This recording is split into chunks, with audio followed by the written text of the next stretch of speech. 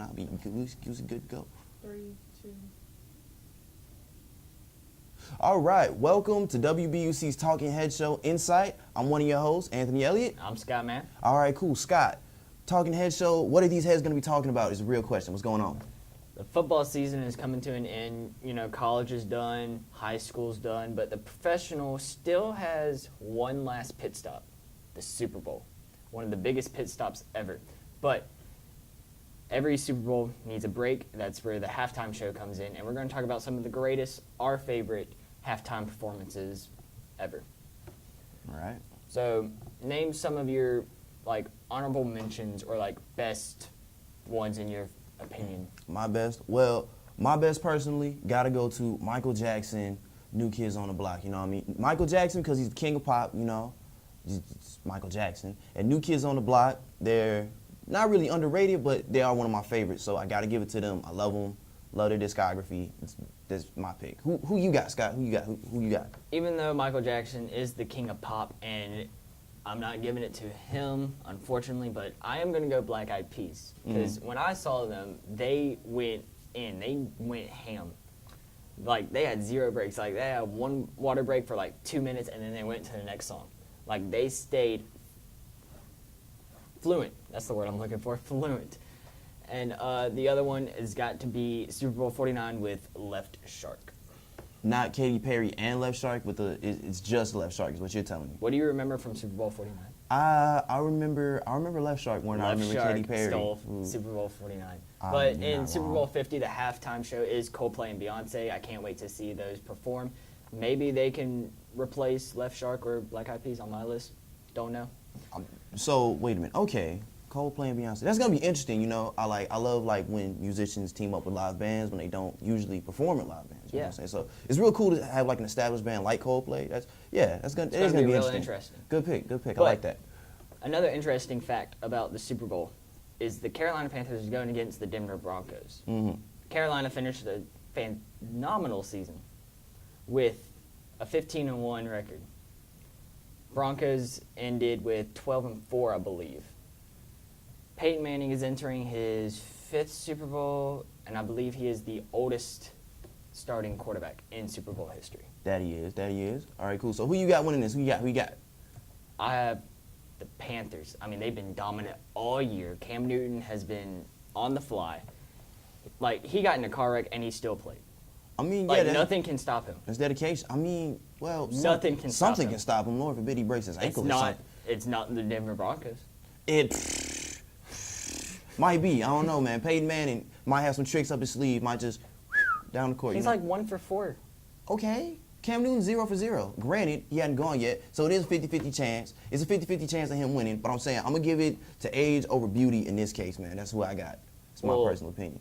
I'm calling it Peyton Manning's going to, break a wrist and end his career, and he's going to finally retire. He should have last season. You know what? It's a possibility. We'll see. But we're going to make a move from football to basketball where you cannot kick the ball. But we have the East versus the West in the All-Star game. What are the rosters? Rosters? No.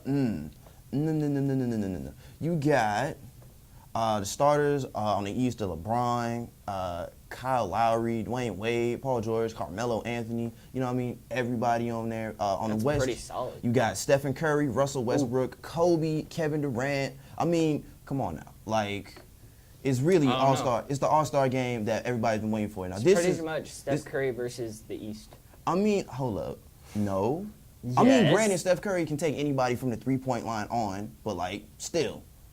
I bet he can make a three-pointer from his three-point arc to the opponents. See, if Steph Curry actually did that, man, NBA would be, wow, okay. I'm not even going to talk about the impossible. He's going to do it one day. He's not going to. Not in the All-Star game. He's not going to do it in the All-Star game. Not in the All-Star game. Going to break his ankle trying to be impressive, trying to press his wife. Maybe against the Milwaukee Bucks. But we're going to, speaking of Kobe Bryant. Speaking of Kobe. He led All-Star voting by 1.9 million votes. Isn't that an NBA record? Yeah. Wait, so let me clarify this. Okay. The gap between Kobe winning and the runner-up was 1.9 million votes. Is that what I'm hearing? No, I think he had an overall of 1.9 million. Overall. Okay. still impressive. Yeah, I think that's got to be like furthest from anybody and everybody in the NBA. Yeah, most definitely, most definitely. But we're going to move on to some things that happened a couple of weeks ago. 80s pop star David Bowie passed away at age 69 because of lung cancer, which is really unfortunate. Like, he had a lot of great hits in UK, like Space Oddity, Ashes to Ashes, Under Pressure featuring Queen, Dancing in the Street featuring Mick Jagger, Jesus, and Let's Dance. I mean, yeah, man, David Bowie, highly decorated career, you know what I mean? David Bowie's like, you know what I mean, revered in the music industry as a legend before he was even, like, in the realm of possibly dying, you know? Yeah. So, you know, rest in peace to David Bowie, also to Alan Rickman. He died recently. Also at age 69. Also at age 69, that's very ironic. It kind of scared me when I first noticed A couple of days ago, like, I was on Instagram and I saw that Alan Rickman, and this is a quote by him, when I'm 80 years old, I'm going to be sitting in my chair reading Harry Potter, and my family's going to look at me and be like, after all this time, and he said, always. It really is unfortunate that he didn't get to live out to be 80 and do what he wanted to do. I mean, yeah. Rest in peace to Alan Rickman as well. Hopefully he did it before he died. But, I mean, it wasn't at 80. Hopefully he did it. Wait, didn't he die of cancer too? I'm not too sure, actually. I know they both died at 69, but I'm not sure about the cancer. In the same week, ironically enough. It's Oh, yeah. a little coincidental. Also, one more, last death on the show is Glenn Frey. Tell us a little bit about Glenn Frey. He was the lead singer for the Eagles, I believe. They had 5 #1 songs. They had 8 AMA nominations, and they won 4 of them. So they're 50-50 for AMA, which is pretty impressive for an established band like that. And they have 14 Grammy nominations, with 6 of them being won.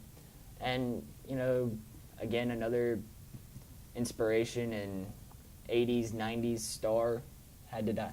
I mean, yeah. And I think he lived a bit longer than them. I think he Yeah. was in his 70s. Yeah. I want to say he was in his 70s. What is it with these entertainers dying in the same week, man? I don't Goodness know. gracious. One of these days it's just going to be Lil Wayne keeled over, my goodness. All right, cool. Let's talk about some recent music releases. Okay, so Rihanna's new hit single, Work, featuring Drake, released January 27th. Right. It did. Right. And it's actually 2 days in advance of Rihanna's album, Anti. Which is very interesting. Like, why not just send it all out? I mean, she's been working on this album for like a year. I'm not even tripping. But Rihanna's album comes out the same day as Kevin Gates' album, his debut album, his first album. Everything prior to this was mixtapes, and that was that. When I first heard that, fact still, like, boggles your mind. Yes. The more you think about it, yeah, I know, right? Because like this man's had like so many hit singles. Like Kevin Gates is a household name off of mixtapes. I mean, Drake did the same thing. I'm not even tripping. Now Drake well, yeah, but has at an least empire. Drake had albums. Drake made an album. Yeah, he had After albums he had and a then he mixtape. dropped mixtapes. He made mixtapes to get the label's attention, and the label had to come to him on his terms. I know this for a fact. Don't argue. I don't Anyway, know. I just know. also, And Kanye, February 11th, coming soon to a store near you. New album. New album called Waves, previously known as Swish, right? He switched up a whole bunch of things. But I'm excited for it. February 11th, I'm going to be at my local store trying to get this album. And I think that's all the new music, Scott. Think we're Yeah, done. new music, that's it. And hopefully those albums and that hit single does well in stores and on iTunes or wherever you get your music. Hopefully they do well. Good luck to y'all. But Adele, who has done amazing so far with her new album, her new hit single, 1 million copies sold in a week, and 1 billion views in like 3 months. This is true. Claps up to Adele. One clap. All right. Shouts out to Adele. Good music, good work, nice work ethic. 1 billion views doesn't happen on accident. I think that is all we have for today. That's it. Anthony See you guys Elliott. next time. Scott, man. Signing off.